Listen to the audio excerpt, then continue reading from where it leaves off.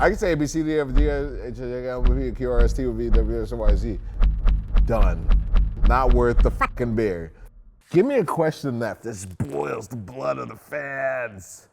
You know, it just makes them, I don't know, man. I brought my drinking buddies to keep me warmed up. Obviously, my idol, Stone Cold Steve Austin. Ooh, frosty. This one's for you guys.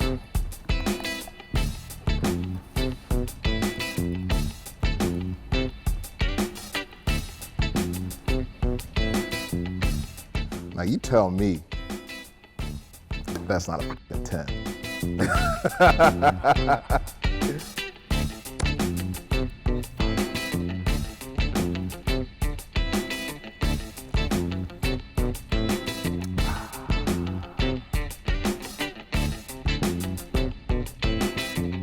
I started driving, I think when I was 16.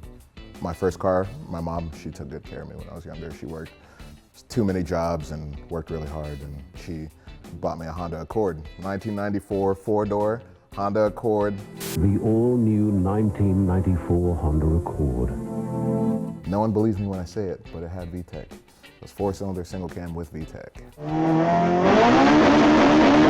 And that was my first car. So 16, I did a little bit of driving there, eventually got into an EG6.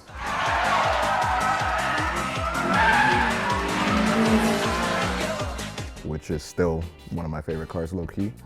And someone rear-ended me in that car when I was like 18 or whatever. I got no impression. I got an insurance check for that car. And the day that I got the insurance check for that car, my friend was driving me home from work, and I saw this white RX-7 in the corner of my eye in a used car dealership. And I immediately went right to that dealership and paid too much money for an RX-7, and then that's where my drifting started.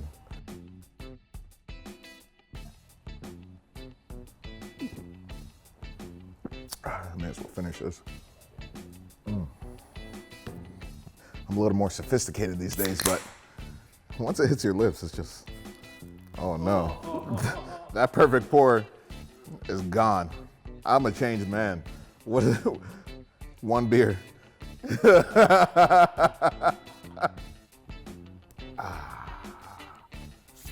right, what was the question? So 2006, I got my first RX-7, which also turned out to be my first drift car. And I didn't really know what drifting was. I mean, I saw Fast and the Furious, but when I saw Fast and the Furious, you guys are gonna hate me for this. When I saw Fast and the Furious, I didn't even really know what the FD RX-7 was.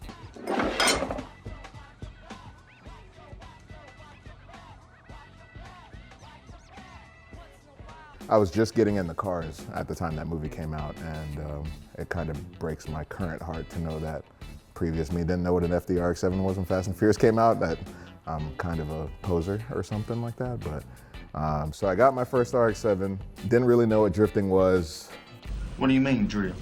But I did learn that, oh no, if I pop the clutch real hard around this U-turn, you know, gets a little juice. So I mean, I progressed from there. I went to some RX-7 meets and I met this guy, Chris. He had an RX-7 also, and we're talking and we're hanging out, and he goes, "Hey man, you wanna go sliding?" And I was like, "Sliding?" You know?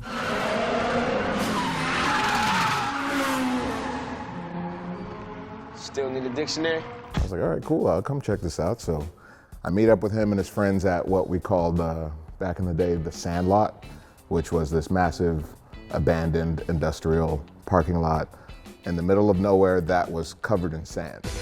So it was pavement, but it was also sandy, so great for our shitty low power drift cars. I met them there, and they were all getting sick and sliding around, and before I could do anything, they took a cone, put it down, and they're like, "You can't really slide with us until you can do donuts around this cone." And that's legitimately how I got into drifting.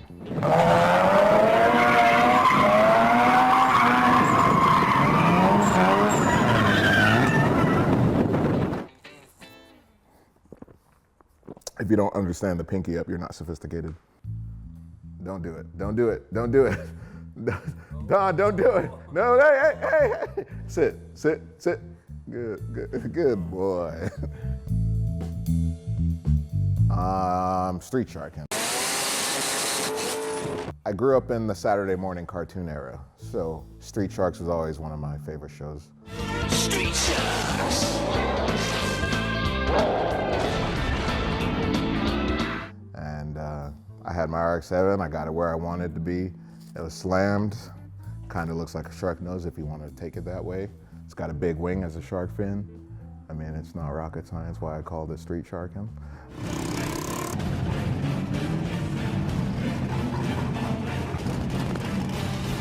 It's just something I enjoy doing. I mean, and I'm from Florida, Orlando, 407, represent. And I used to street drive my RX-7 all the time.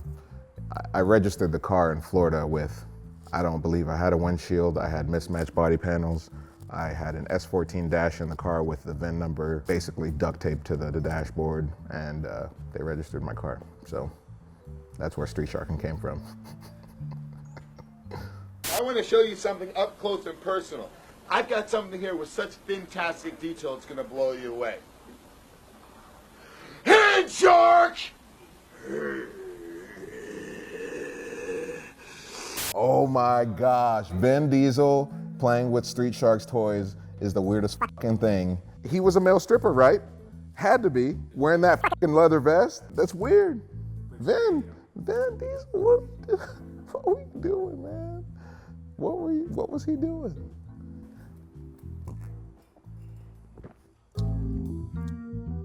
When I was younger, I couldn't grow a beard, still barely can, mostly because of the patches and this and that. So I'm getting my hair cut, and my barber sees my 3 o'clock shadow because it wasn't even 5 o'clock worthy. And he goes, man, you know, you should just let that thing grow out. And I'm like, no way, it's all patchy. And he was like, yeah, but guess what? Hair gets longer and it grows over all that stuff. And he convinced me to start growing a beard.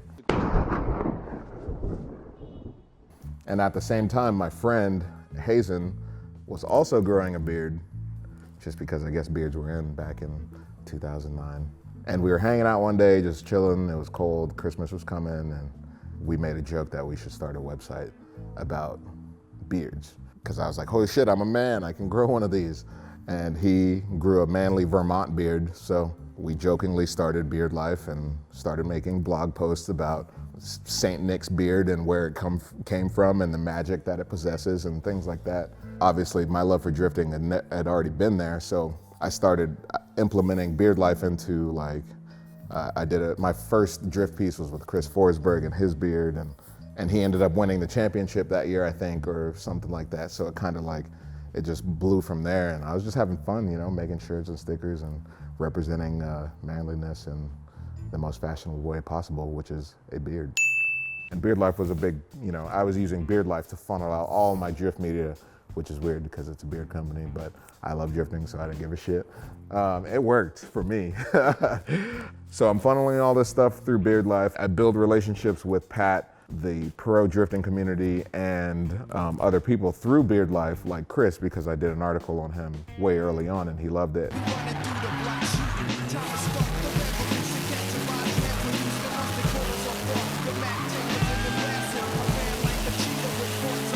And you know, one of the most inspiring parts of BEARDLIFE / my adventure to getting here was being a nobody, giving Chris Forsberg, this pro drifter, full suit race car rig, and a field of people with the same stuff. I give this guy my sticker and I'm like, hey man, just want to say I love your stuff, here you go. And then the next day I come back to the track and the sticker's on his car. Mind blown.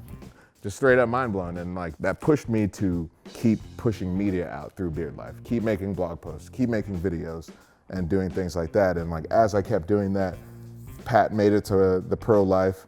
I started making friends with all the DA guys and all the other cool pro guys in the industry at the time, and which led to me not only making videos at FD, but going to Club Loose and I've got to experience some amazing ride-alongs and some amazing driving with those guys. Look sharp, homie, give yourself a facelift.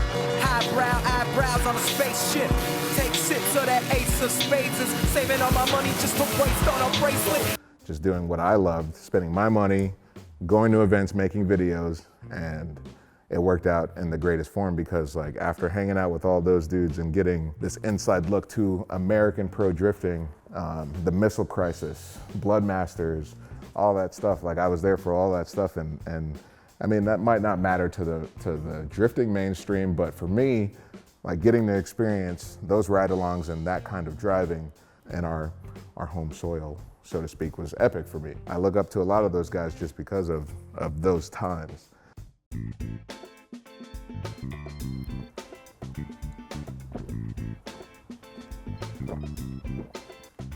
That's a long story. How did I? Yo, your boy's pores have been off the wall though.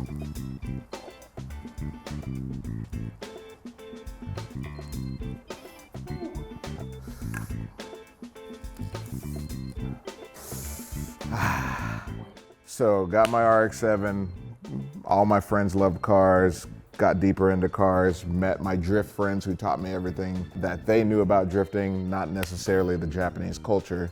So I guess you could say I come from American drifting and I later learned about the Japanese culture. As I got deeper into cars, I obviously wanted to cater my life to cars. So my first automotive job was at a shop called Performance Factory. It was a 350Z Nissan shop or whatever. I didn't make any money doing that, but that didn't stop me from trying because I wanted to be in the industry. Moved from there to BC Racing.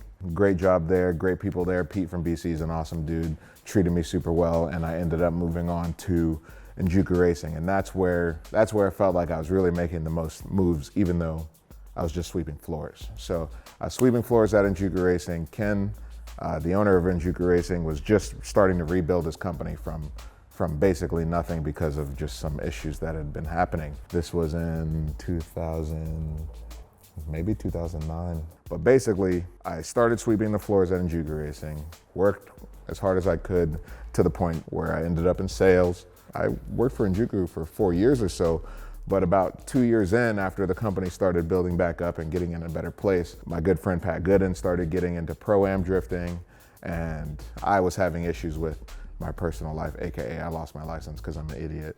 So I figured, hey, let me go follow my friends who are still drifting and record them while we're at it, because this was a time where like social media was just beginning as far as like being this really big deal that controlled the narrative of whatever it is that you want it to be. So I was really into making videos at the time. So I started following Pat Gooden to his Pro-Am events, and I'd make little videos of it for Enjuku. And I actually remember coming to California for the Pro-Am All-Stars Formula D event here at Irwindale, and I think that was when I met Brian Scotto, you.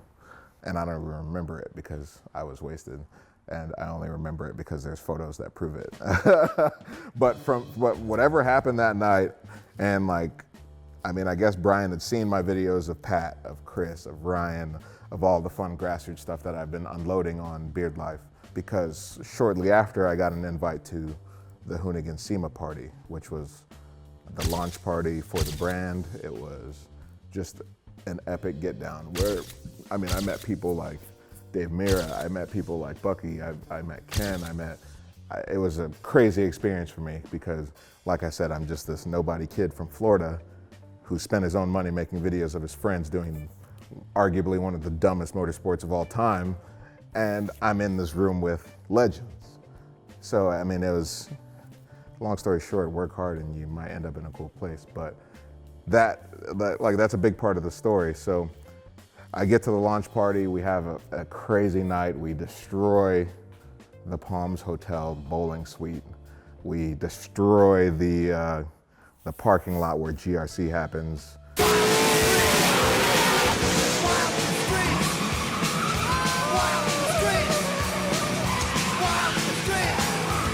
With burnouts and all kinds of other crazy things. And it's one of the greatest SEMAs, one of the greatest birthdays, one of the greatest anythings, because that got me here. Oh my goodness. Enjoy.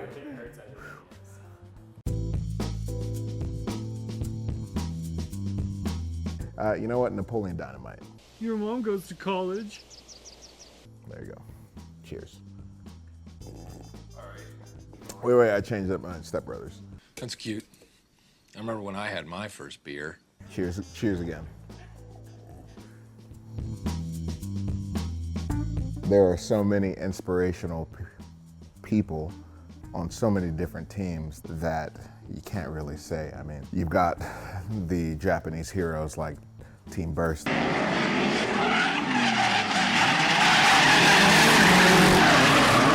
And Sexy Nights. And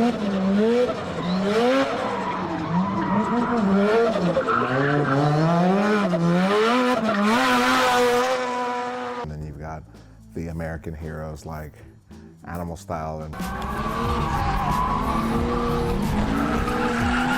Proceed, and there isn't a best team. There's no best team. There's no such thing as a best team because all the teams are still growing, all the teams are still driving, all the teams are still shredding, and like Japan obviously has a massive head start on us because it's a bunch of 40-year-old dudes who've been driving for 25 years. So it's hard to beat those guys right now. All in all, the best drift team is just the grassroots drift halo. That's what I'm gonna say. All of grassroots drifting is the best drift team because we're all one.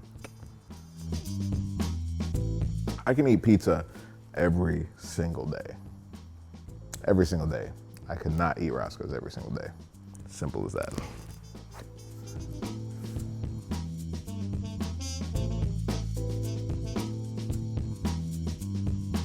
I'm getting foggy on that one. That's a deep question. Can I just marry Kakawa, kill Kakawa, and Kakawa? Because he's the only one that I really love. I'm gonna go ahead and marry Kakawa because we all know he's the most stable. And if you allow him to be the husband, then you can just boss him around and get whatever you want. You have control of the bank accounts, all that stuff. So Kakawa is definitely the one that I'm marrying. I'll f Brandon because he's young and beautiful. He appreciates drifting. He appreciates the work that goes into drifting. So I'll keep Brandon as my side girl. I'm probably just forced to kill Vinny because like Vinny rides this coattail of destruction. Everyone thinks I'm the lead destructor or the lead scumbag rather, but Vinny is the lead scumbag. Vinny is the lead destructor. Vinny will get drunk and punch you in the nuts and then wake up the next day like it didn't happen. He'll kick you down the stairs. Vinny is the lead destructor, so I just gotta kill him.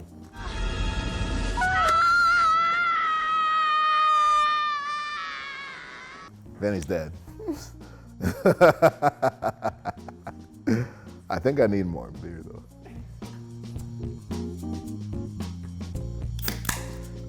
You guys want that 10, don't you? I'm gonna give it to you.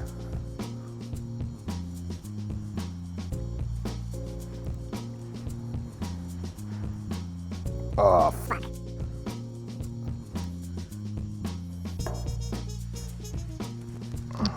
Next question. My dream build, my current dream build, because there's no such thing as one dream build. I want to build an FD, which I'll hopefully do next year. I want to build a GS300, which I'll also hopefully do next year. But I love the FC. I love the F chassis. I want to take that white FC that I've been hoarding away. I want to pull everything off of it. I want to acid dip it. I want to paint or powder coat the chassis. And then I want to put interior in it. And then I want to hide the cage. And then I want to put 6 seats in it, put a carbon fiber dash in it, put a PPG sequential T56 shifting setup in it. I want to put all this sweet shit in an FC and then put a in it. Naturally aspirated, 500 horsepower. Similar styling as I have now. And that's my current dream car. Low, big wheels, sick interior, street driven. It's the FC, bitch.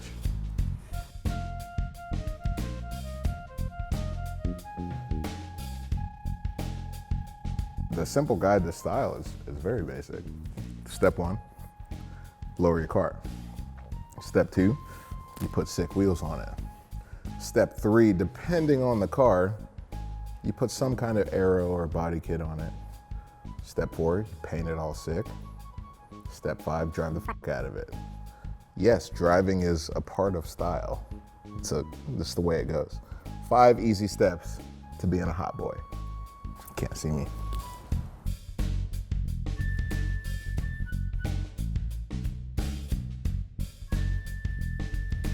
Haraguchi, man. タイヤを選ぶときにはだいたい3部山が一番いいって感じかな。 You know, legend has it, he was the first dude with cut knuckles and drifting.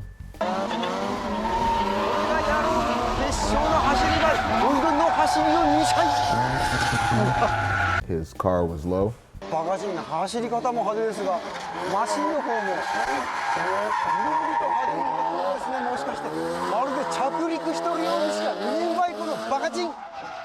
His car had big wheels. ちょっと食わないように逆組と4キロで張ってきたんですけど、 His car had a big wing. GT ウィングはまあ皆さんと違ってかなりでかいのをつけてるんですけど、 RX-7s, man, they've looked the same for 20 years, but there's only certain people like Haraguchi who can take that RX-7, take that same exact formula. Well, he didn't take the formula, he started the formula and make it stand out. So Haraguchi is, to put it simply, he's just a legend. He's a legend for drifting because he didn't make a ton of horsepower, but still people knew his name more than anyone else as far as, you know, as I'm concerned. Because I came in a little later. I don't even pretend to be like I'm this J-Land inspired guy, because I definitely am a product of American drifting, but I was also influenced by guys like Haraguchi, because once I figured out what drifting was, obviously you dig a little deeper. You dig into Google, you search for RX-7s, and you mentally plan for the future. Because my first RX-7, it didn't have aero, it didn't have good suspension, and it didn't have nice wheels, it just had a turbo motor. And I just drove the shit out of it. So Haraguchi is, to put it simply, is just a king in the industry of grassroots drifting, even though he was a professional drifter. Weird.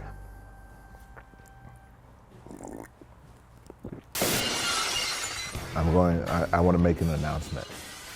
Moving forward, I'm going to drink 1 beer per question. Curveball. How many more questions are there? Because I'm already fucking drunk, I'm not gonna lie. I'm on a fucking keto diet right now. I had salmon and broccoli for lunch. I'm a fucking grown man. Are we past the point where I don't need to pour another 10? Because I've already. We probably wanted to show you more. Well, I mean, this is another 10, so feel free to show it, actually. God, I'm so good at pouring beers. Didn't even crest over the lip of the glass. Are you kidding me? It doesn't matter how many beers I drink, because your boy is king of the pour.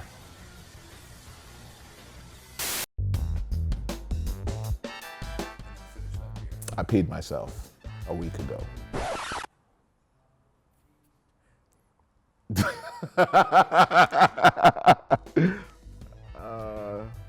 I was having a fucking dream where I was peeing, but I couldn't pee. And I'm just forcing this pee. Just in my, you know, it's a dream, it's a vivid dream. And in this dream, I finally break the threshold where I can pee, and then I wake up. I'm like, no! And run to the bathroom. You had an accident, what does that mean? Goo! Oh, I know, okay. Yeah, embarrassing. I fucking peed my pants. Oh, shit.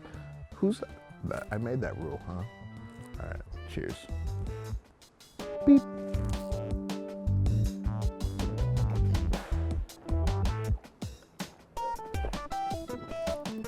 You know, I will say that was a question not really worth chugging a full beer over. Now everyone knows I fucking peed my pants. Everyone's gonna call me pee pants. I'm just gonna get another beer. Yo, that was the worst dream ever. I haven't peed my pants in like 30 years. Here's another 10 for you. Look, I'll close my eyes. Shit, this is terrible. It's a 10. No, it's a 10. My main job at Hoonigan is editing videos, every now and then I direct a video or two, and everyone thinks I'm a lazy piece of shit. Because that's what I like portraying myself as. A lazy piece of shit is funny on daily transmissions. If I can get away with doing nothing on a day where I'm supposed to be doing something, because that's, you know, I'm not even gonna out myself. I'm not even gonna out myself. I work really hard. I sit at my desk, I answer emails, I edit videos, I take my dog on walks during my lunch break, and I also help direct and guide the guidelines of Hoonigan Industries. I lead the scumbag department. Yeah, we're here to f shit up. That's what we do. So I have to drink this now, right?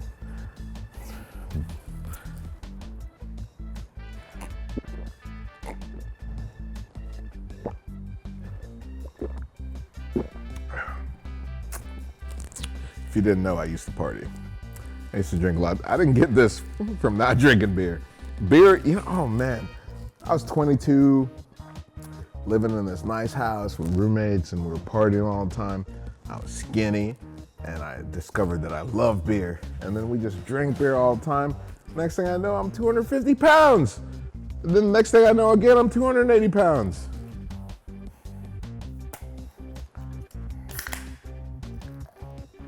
I'm just gonna let that foam out.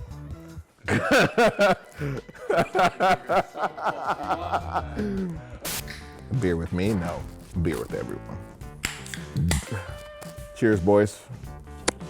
Sunsetting. Below if you think next season we all just drink together. R.I.P. beer with, R.I.P. That's why we're sunsetting the show right now. We want to change the format to make it better and more enjoyable for you. So you tell us in the comments what you want, me or Y2K. I changed it because I'm drunk. Whatever. I'll tell you about Don. Basically, 2013, I'm living in California. I get this hankering. I never had a pet. This is my firstborn child. And I had been wanting a pet.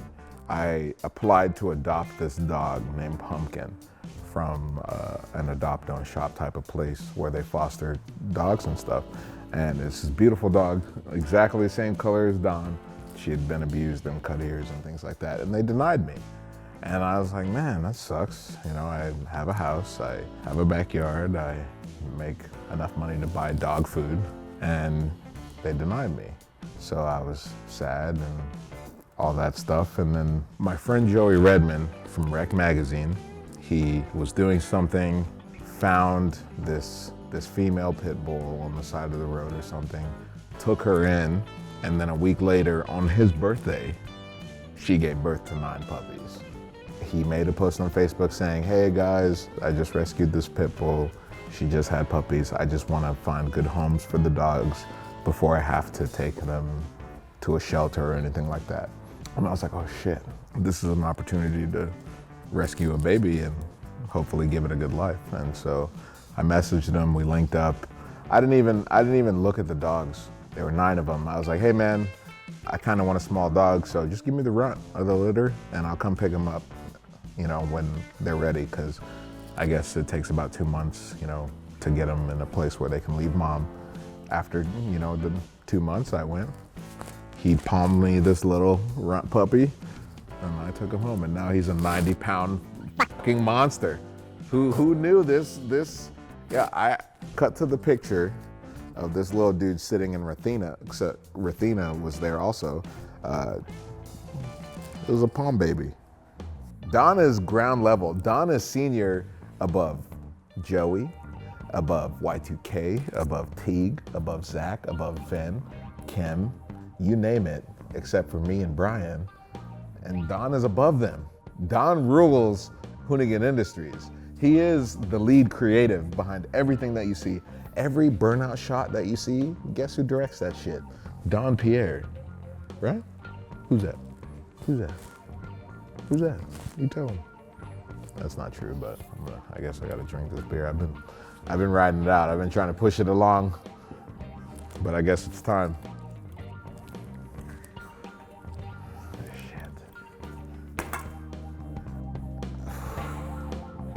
Cheers, Brandon. Cheers, Joey. Cheers, Brian. Cheers. Cheers, Don. See you on the other side, guys.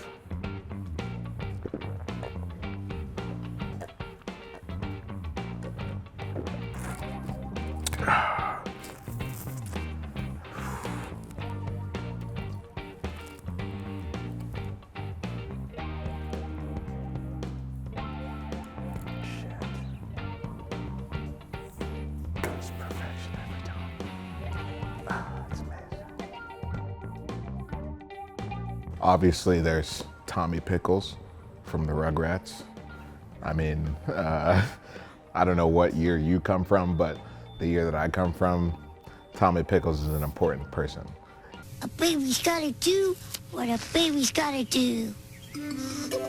He led the babies through many different situations, like going in Chucky's belly to get the watermelon seed out so Chucky didn't grow a watermelon farm in his belly and explode, to the guy who had to play football with chocolate milk against Angelica so that that evil bitch didn't take all the chocolate milk. Sebastiani on the draw play. Ooh, nowhere to go, Chick. But look at him, he squirts through to pick up 7 yards before he's finally dragged down from behind. Nice second effort there, Chick. Thanks, Hank. Dallas ball, 2nd and 3 at their own 18-yard line. We can move forward to things like Gohan and Dragon Ball. Oh, well, hello there. You're a pretty bird. He's just this little wimp, you know, that grows into this amazing character that signifies power and strength despite being this nerd.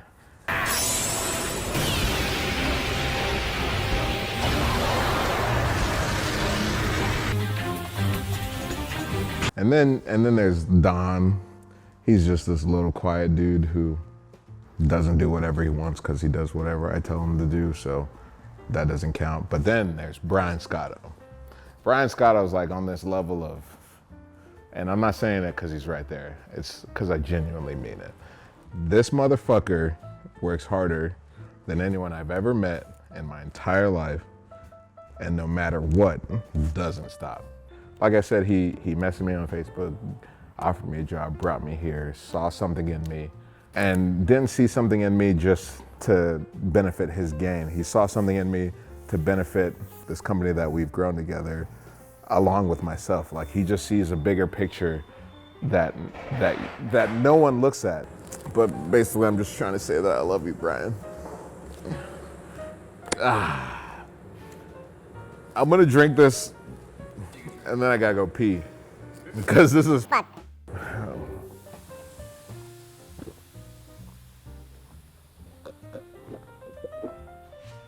I'll be right back. You can cut it or whatever.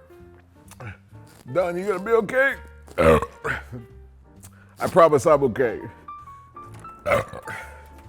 Holy shit.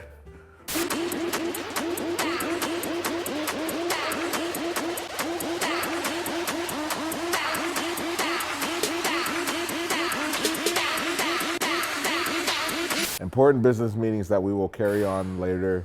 I have to go because I have to finish my drunken interview now. Okay, bye. Sorry, guys. Important business meetings. All I know is regardless if this is a good interview or not, I win. I'm ending beer with the most beers. This is Bill Caswell. It's over. What was the question? You know what happened to me one time? Someone came up to me. I was just chilling in the truck.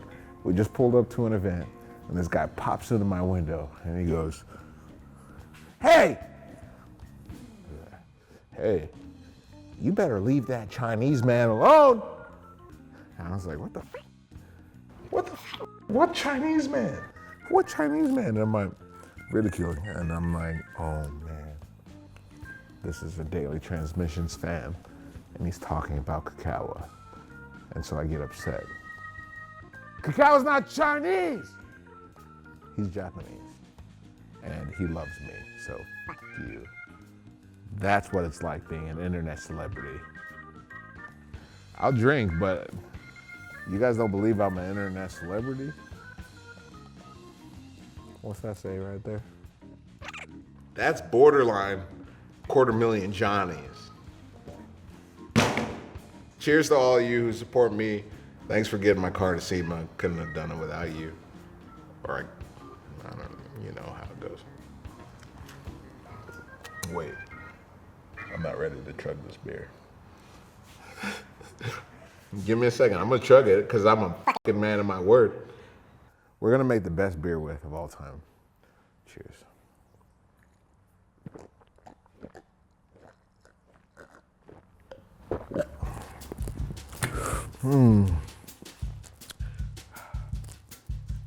You know what the number one most said thing?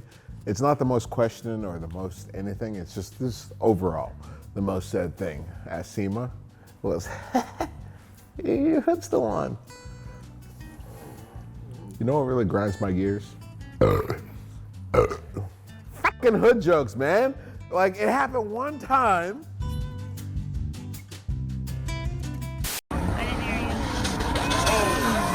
How could this happen to me? I made my mistakes. You know what? I'm not gonna get started on this. Let me give you guys another 10. My hood, it's the same hood that's been on there the whole time. People wanna act like your boy gets a new hood every event, but nah, dude, it's the same fucking hood every event. Oh shit, whatever. I win. This is official. John, Brandon, Brian, Brandon, Joe. You're all witnesses. Next question. We work so hard, and everyone thinks we're just jerking off, having fun. Oh, BJ Baldwin's here. Oh, Ken Block's here. Kibitek's here. Oh, Leah Pritchard's here. All these people are here. Yeah, guess what? Every time they fucking come here, we have to fucking work. And we have to edit mad videos to make it look like, oh, we're just seamlessly having fun. No, man. 10 hours, 12 hours. We work. That's the biggest thing, is that we fucking work here. Like, people come and visit us all the time, and we appreciate it so much you don't even understand. Because, like, I'm the 4th employee in this company. Brian's obviously the 1st employee of this company. We've been doing this for 5, 6, almost 7 years. 6 years or almost 7 years. And all we've done this whole time is work. We squeezed a little bit of fun in. Obviously, I've done some drifting and stuff like that, but those are little pieces to this massive puzzle of hard work that you don't see. But it's okay. It's okay. We're having fun. Bitch. I have to drink this. All right, but I really have to pee after I drink this one. Kim is behind you to yell at you. Oh, shit. All right. I'm gonna drink this. I'm about to pee my pants.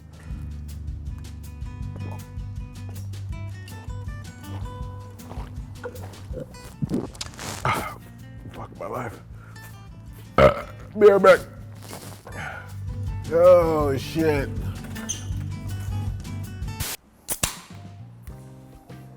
Do you guys need another 10? I'll give you another 10. This is so weird, but so fun at the same time. You guys ready for another 10? You're laughing, but that's a fucking 10. That's a 10 of all the 10s. If I've ever seen a fucking 10 in my life, that's a fucking 10. What are you laughing at, Brandon? You ever poured beer before, you fucking 19-year-old? The only person I like here is Joey. I'm sorry, guys, I'm sorry. I'm sorry. He's the only one. He's the only one. Top five. I'm gonna start with Florida, and I'm gonna start with, obviously, what I'm related to, RX-7s. There's Jeremy Lowe.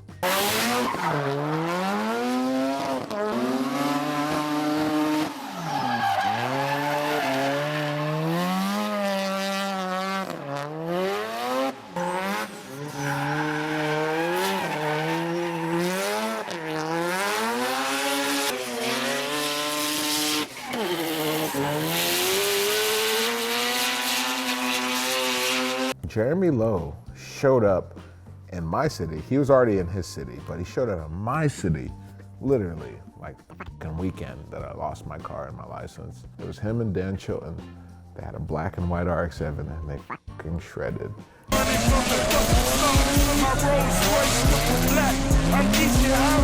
And it was amazing, and it was inspirational. Until this day, I still find Jeremy Lowe as a very inspirational driver. 1, Florida, represent. You guys gotta bear with me. 2, Justin Pollock.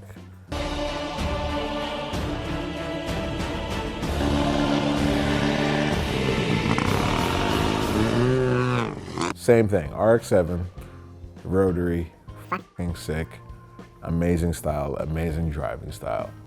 2013 All-Star Bash, I'm in my RX-7, my dream RX-7.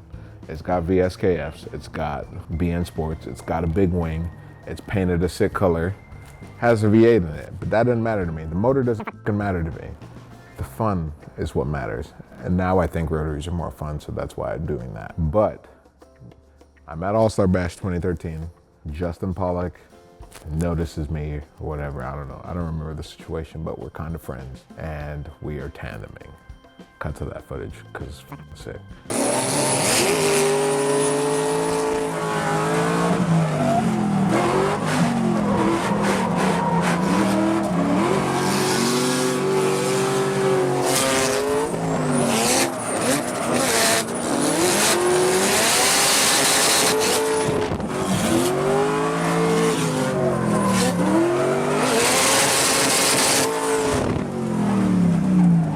That is honestly one of the biggest, best moments of my drifting career. Leading, I like chasing, but I'm leading Justin Pollock and I'm like, oh shit, Justin Pollock's behind me. I can't be a little bitch, you know? I gotta get down, and I do that. I was so proud of myself, and it was one of the most epic moments of my drifting career, because I mean, I'm just having fun. So that's number 2. Number 3, I've always loved the throttle commitment that Forsberg applies in professional drifting.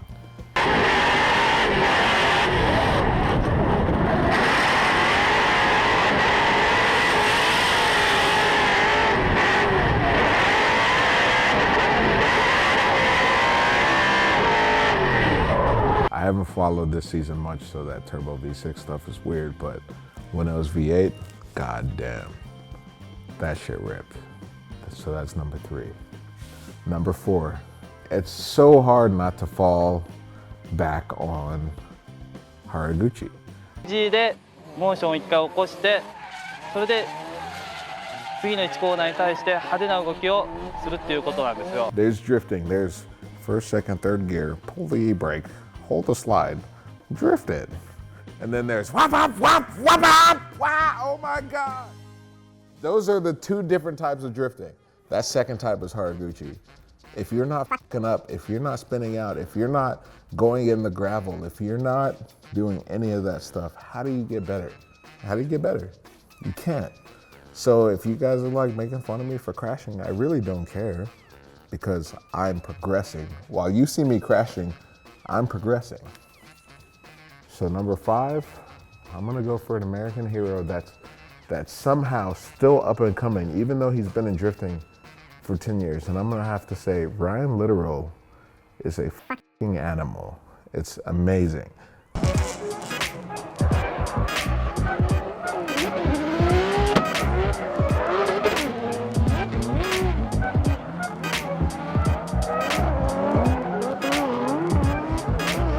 The type of pushing that I just mentioned, where if you're not going off course, if you're not spinning out, if you're not doing this, you're not doing that, he drives that way. He drives like he's playing Forza Motorsports, and that is the epitome of drifting. I don't care what you're doing right now.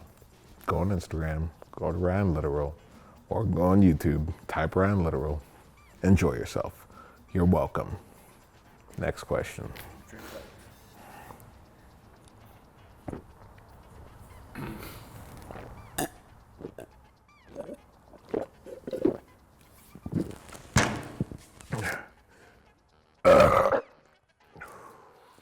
This is a terrible idea. But this is also what a beer should be.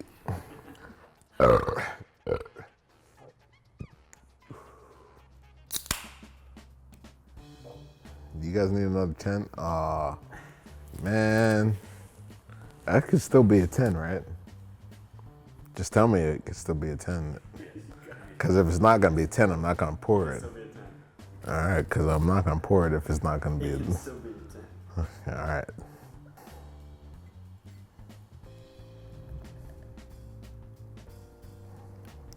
Yeah, that's a 10, all right, if I ever seen one. This was a terrible idea. I actually can. I got 1, 2, 3, 4, 5, 6, 7, 8 beers in my bank account. That's not the alphabet. I don't want, no, give me a real question. I'm not gonna waste my last question on, I gotta drink this fucking beer for that question. I'm not gonna just recite the alphabet. I can say A, B, C, D, F, G, H, I, L, M, N, P, Q, R, S, T, U, V, W, X, Y, Z. Done. Not worth the fucking beer.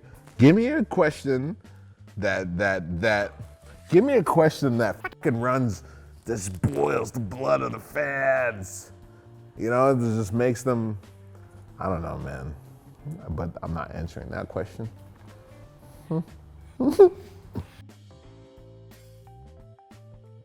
I love our fans. Hoonigan fans are the best fans, and I'll tell you why.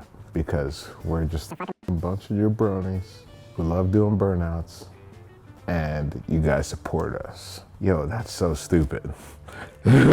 But for some reason, it's entertaining enough to justify your view, your shirt purchase, your sticker purchase, and we appreciate it more than you know, because this is fun for us, making that media for you. What was the question again? You dislike him. What do I dislike? Oh, what do I dislike about him? I thought we were talking nice things. Yo, you guys are rude sometimes, man. I'm at SEMA and I'm talking to this nice kid, Grayson. He's just like 6 years old, probably less than that. He's like this. He's shorter than these fucking beers. I'm talking to him, you know, being nice, and he's telling me all this stuff he loves about Hoonigan. And like one of you grown-up motherfuckers just barges in. Like, hey! I'm more important than that fucking kid. Yo, that's rude.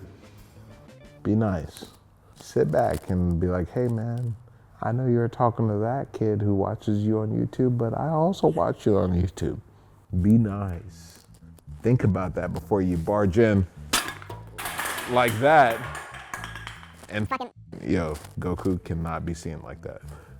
It's rude, man. It pisses me off. We're all done. Go get him. Go ahead. Go ahead. Go ahead. Go get him. Go get him. Go ahead.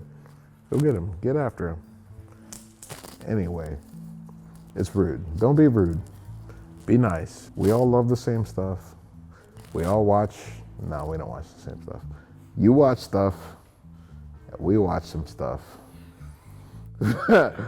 But at the end of the day, I'm gonna drink this beer and end this beer with, and I don't know what the question is. So I'm gonna just drink this beer. You suck. It's happening right now. All right, you ready? Are you guys ready? This is beer number 13? You sure? You sure? Yeah. It's beer number 13.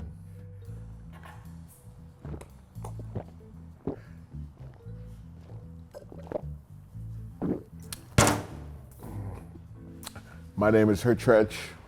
I don't give a fuck.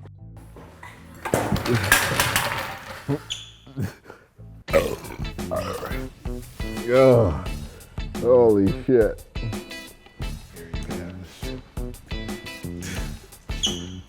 Here, Joey, take this stuff from me. I gotta go pee so bad. Is this yours too? What is this thing? There you go, man.